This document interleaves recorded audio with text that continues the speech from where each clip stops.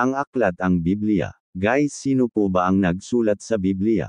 Idinurugtong ng ang mga gawa ng mga apostol ang tala ng buhay at ang mga turo ni Hesukristo sa apat na ebanghelyo sa mga isinulat at ginawa ng kanyang mga apostol.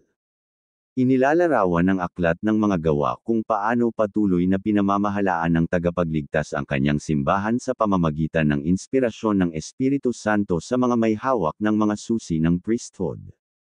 Inihayag ng Espiritu Santo ang katotohanan sa mga apostol, na namumuno at nagtuturo naman sa simbahan. Gumawa rin ng mga himala ang mga apostol sa pangalan ni Hesukristo.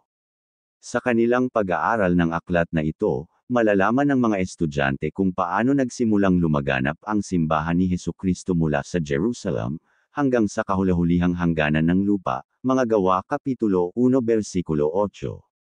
Makatutulong din sa mga estudyante ang pag-aaral ng aklat na ito na makita ang karunungan sa pagsunod sa mga propeta at mga apostol ngayon at makapagbibigay inspirasyon sa kanila na buong tapang na tumayo bilang mga saksi ni Hesukristo. Si Lucas ang may akda ng ang mga gawa ng mga apostol bilang, ikalawa sa dalawang bahaging gawa.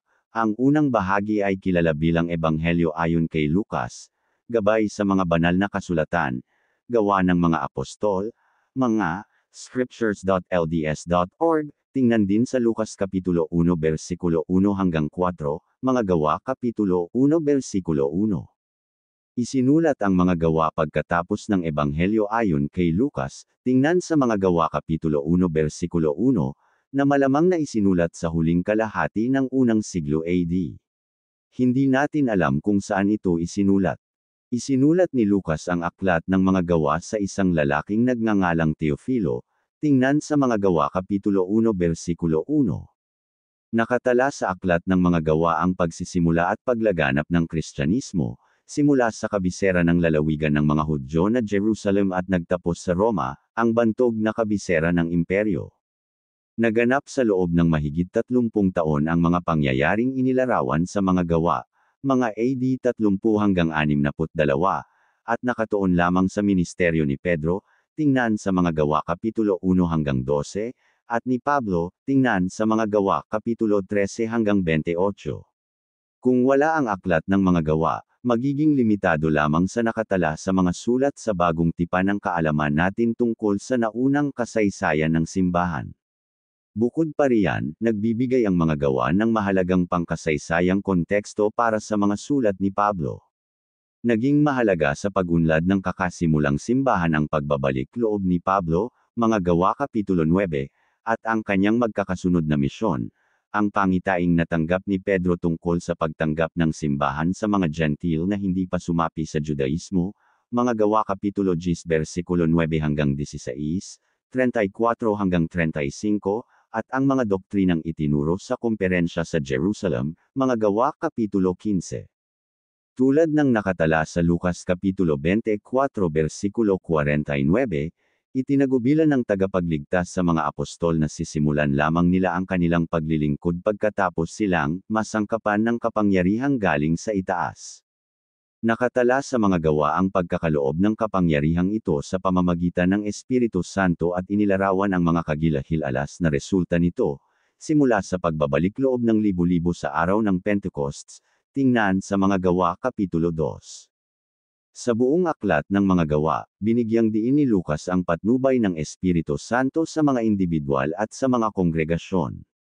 Ang mga katagang, masangkapan ng kapangyarihang galing sa itaas, ay tila nangangahulugan din na ang mga apostol ay tumanggap ng kaalaman, mga kapangyarihan, at mga natatanging pagpapala, na karaniwang ibinibigay lamang sa templo ng Panginoon. Bruce R. McConkie, Doctrinal New Testament Commentary, 3 tomo, 1965-73, 1:859. Mga Gawa Kapitulo 1 hanggang 2 Nagministeryo si Hesukristo sa kanyang mga disipulo ng 40 araw matapos ang kanyang pagkabuhay na mag-uli at pagkatapos ay umakyat na sa langit. Sa pamamagitan ng inspirasyon, tinawag ng mga apostol si Matias upang punan ang katungkulang nabakan sa quorum ng 12 apostol. Ang Espiritu Santo ay saganang ipinagkaloob sa araw ng Pentecost. Matapang na pinatotohanan ni Pedro ang nabuhay na mag-uling tagapagligtas, at mga 3,000 tao ang nagbalik loob. Mga Gawa Kapitulo 3 hanggang 8 Pinagaling ni na Pedro at Juan ang isang lalaking isinilang na paylay. Sina Pedro at Juan ay dinakip dahil sa pangangaral at pagpapagaling sa pangalan ni Hesukristo at nailigtas mula sa bilangguan. Tumawag ang mga apostol ng 7 kalalakihan na tutulong sa kanilang paglilingkod. Isa sa mga kalalakihang ito, si Esteban, ay nagpapatotoo sa harapan ng kapulungan ng mga Hudyo, at ipinapatay ng mga miyembro ng kapulungan. Nangaral si Felipe sa buong Samaria. Mga Gawa Kapitulo 9 hanggang 12 Nagbalik loob si Saulo at nagsimula sa kanyang paglilingkod. Sa pamamagitan ng paghahayag, nalaman ni Pedro na dapat ipangaral ang ebanghelyo sa mga Gentil. Ipinapatay ni Herodes Agrippa ay si Apostol Santiago, ang kapatid ni Juan, at ibinilanggo si Pedro. Mga Gawa Kapitulo 13 hanggang 15 Tinawag sina Saulo at Bernabe na maging mga missionary. Dumanas sila ng oposisyon mula sa mga Hudyo at tinanggap ng ilang Gentil. Nagpulong ang mga lider ng simbahan sa Jerusalem at napagpasyahang hindi na kailangang tuliin, o patuloy na sundin ang batas ni Moises, ang mga nagbalik loob na Gentil kapag sumapi sila sa simbahan. Lumisan si Pablo, na tawag na ngayon kay Saulo, para sa kanyang pangalawang pangmisyonerong paglalakbay, kasama si Silas.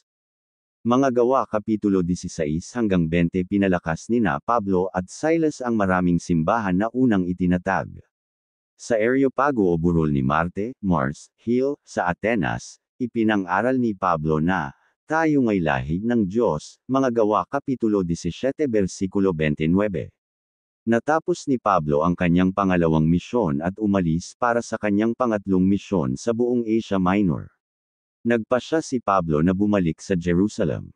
Mga Gawa Kapitulo 21 hanggang 28 Sa Jerusalem, si Pablo ay dinakip at patuloy na nagpatotoo tungkol kay Hesukristo. Muling nagpakita ang Panginoon kay Pablo. Nagbalak ang maraming Hudyo na patayin si Pablo. Sa Caesarea, nagpatotoo siya kina Felix, Festo, at Agrippa. Nasira ang sinasakyang daong o barko ni Pablo habang papunta siya sa Roma. Nangaral ng ebanghelyo si Pablo habang nakabilanggo sa isang bahay sa Roma. Guys, mahalaga po ba ang aklat nato o ang Biblia? Ikaw, ano sa tingin mo o opinyon? Maaari lamang mag-comment.